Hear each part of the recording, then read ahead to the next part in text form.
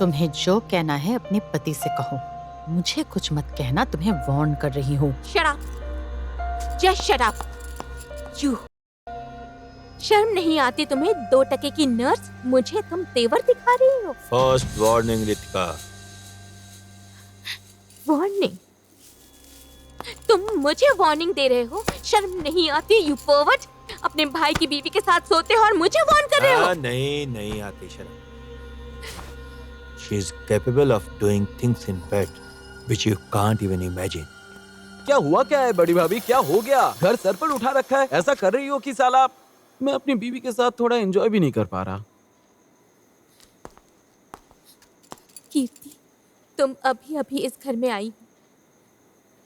जानती हूँ तुम्हारे घर वालों के पास पैसों की ताकत नहीं है, इसीलिए कह रही हूँ कि अगर अपना भला चाहती हो तो इसी वक्त मेरे साथ यहाँ से चलो। इस परिवार के हर एक मर्द को वश में कर रखा है इस नर्स ने। तुम्हारा पति, मेरा पति, यहाँ तक कि इनके पापा भी इस नर्स के जिस्म के लिए ललचाते हैं, तरसते हैं, लात टपकाते हैं। छी, छी, ये एक नरक है। Second and final warning Ritika, यहाँ पे जितने लोग हैं उन सब के बारे में कुछ भी कह लो, पर राई के खिलाफ एक लफ्ज मत बोलना।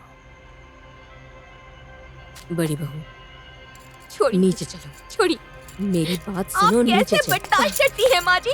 कैसे बर्दाश्त करती हैं आपके बेटों को, आपके पति को इस नर्स के साथ आप अलाउ कैसे करती हैं? चलो, आप रुद्र, छोड़ो इसे। रुद्र, क्या कर रहे हो? क्या हुआ, क्यों बुलाया मुझे? अच्छा, जिस दिन चिराग की मौत हुई थी उस दिन 12 बजे से लेकर 3 बजे तक मैं महारानी पार्लर में थी ना माया? पार्लर गई थी लेकिन 3 बजे तक नहीं थी। माँ ने तो बताया था। 1 बजे पार्लर से निकलकर तो हमारे घर आई थी। चाची, माया है? नहीं बेटा, पता नहीं, वो कहीं गई है। ओह, आज तो चिराग के माँ बाबा आएंगे, है ना? हाँ, शाम को आएंगे। इसीलिए इतना चहक रही है सास ससुर के आने की खुशी में। पार्लर गई थी क्या? हाँ, जरा सास ससुर, अभी तो शादी भी नहीं हुई चाची। अच्छा, मैं जरा माया के पास जाती हूँ, उससे कुछ काम है। माया तो बड़ी उदास है तेरे जाने के गम में। अरे छोड़िए उस पगली की बात। वो मुझे बोले जा रही है कि तुझे मैं खुद से दूर जाने नहीं दूंगी। आप ही बताइए, मैं तो पलाशपुर में ही रहूंगी और चिराग तो यहाँ के स्कूल में ही पढ़ाता है। वैसे मैं उसे संभाल लूंगी, आप आराम कीजिए, मैं उसके रूम में जा रही हूँ। ठीक है, जा। तू कहाँ थी? कहीं गई थी, कुछ काम था। उसके बाद? उसके बाद क्या, 3 बजे घर पहुँच के देखा तो तू नहीं थी, चली गई थी। हम लोग चिराग मुखर्जी नाम के एक लड़के की मौत की इन्वेस्टिगेशन कर रहे हैं। सुना है कि चिराग के साथ देवी की शादी होने वाली थी। हाँ, बड़ा सैड इंसिडेंट था। चिराग के माता पिता जिस दिन देवी के माता पिता से शादी की बात पक्की करने पलाशपुर में आए थे, उसी दिन तालाब में डूबकर चिराग की मौत हो गई। अच्छा, जब चिराग की मौत हुई तब देवी क्या आप लोगों के घर में थी? अचानक ये सवाल क्यों? नहीं, देखिए, देवी तो अक्सर हमारे घर आती थी। देवी को शायद अपने घर में रहना अच्छा नहीं लगता था, इसीलिए हमारे घर आ जाती थी। ऐसा क्यों? देवी को अपना घर क्यों पसंद नहीं था? ये कोई ऑब्वियस बात नहीं है क्या? देवी के माँ बाप के साथ उसकी उम्र का फासला आप लोगों ने देखा ही है। इसके अलावा वो परिवार मुझे कुछ नॉर्मल नहीं लगता। अब देखिए ना, मतलब देवी के साथ इतना बड़ा हादसा हो गया और उसके फौरन बाद उसके माँ बाप तीर्थ यात्रा पर चले गए। जरा सोचिए, कोई माँ बाप ऐसा कर सकता है क्या?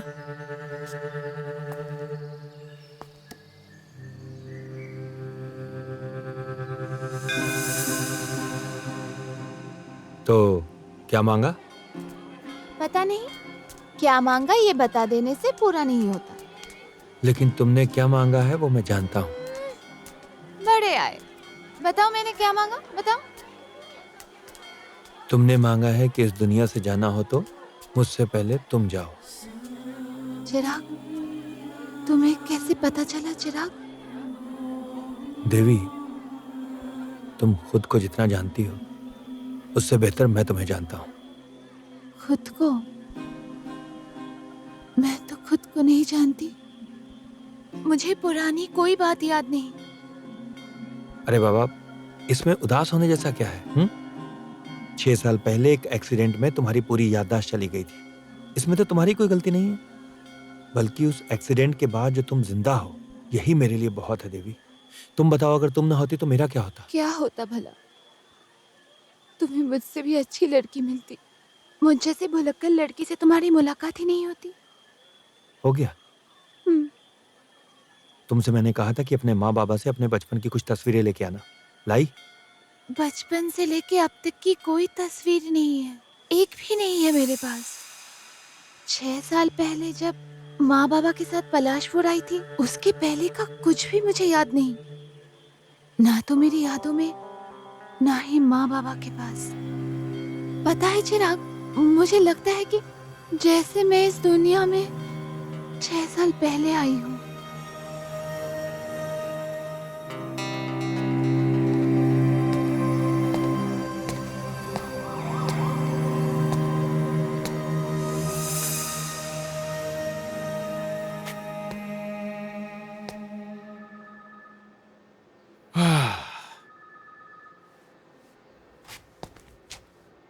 अरे, आपको यहाँ कोई दिक्कत तो नहीं हो रही है ना?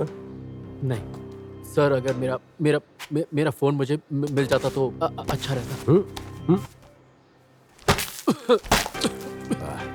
इतनी धूल है, इसीलिए डस्ट एलर्जी होती है। अच्छा, डस्ट एलर्जी के लिए कौन सी दवाई खा सकता हूँ? नहीं, उससे पहले आप कुछ कह रहे थे, बोलिए। आप मुझे बचा लीजिए प्लीज। मैंने खून नहीं किया, मेरा यकीन कीजिए। मैंने खून नहीं किया इंस्पेक्टर साहब। देखिए, डॉक्टर होने के नाते मेरी एक रेपुटेशन है, सब मेरी इज्जत करते हैं। हाँ, सही बात बहुत है। मेहनत के बाद ये सब हासिल किया है मैंने, यकीन कीजिए। सब बर्बाद हो जाएगा इंस्पेक्टर साहब, मैं सब खो दूंगा। इज्जत के सिवा मेरे पास और कुछ नहीं है इंस्पेक्टर साहब, यकीन कीजिए, और कुछ नहीं है। इज्जत? हाँ,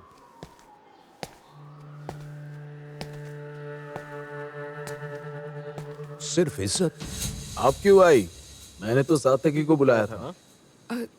दरअसल वो यूपीएससी का एग्जाम देने कोलकाता गया है। आपने बुलावा भेजा, इसलिए मुझे लगा शायद कोई जरूरी बात होगी। क्यों, कोई बात है क्या? देखिए, मुझे लगता है कि अनिंदा जी को लंबी छुट्टी लेनी चाहिए। उनका ठीक से इलाज करवाइए, उन्हें ट्रीटमेंट की जरूरत है। वो पुलिस फोर्स के एसेट है। आप एसपी ऑफिस जाकर अनिंदा जी को समझाकर घर ले जाइए। डॉक्टर यानी हमारे इलाके में है डॉक्टर सांत्रा, उन्हें ही एक बार दिखाया हमने। Madam,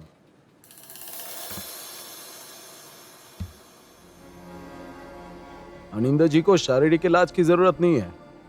He needs a good psychiatrist and a very good one.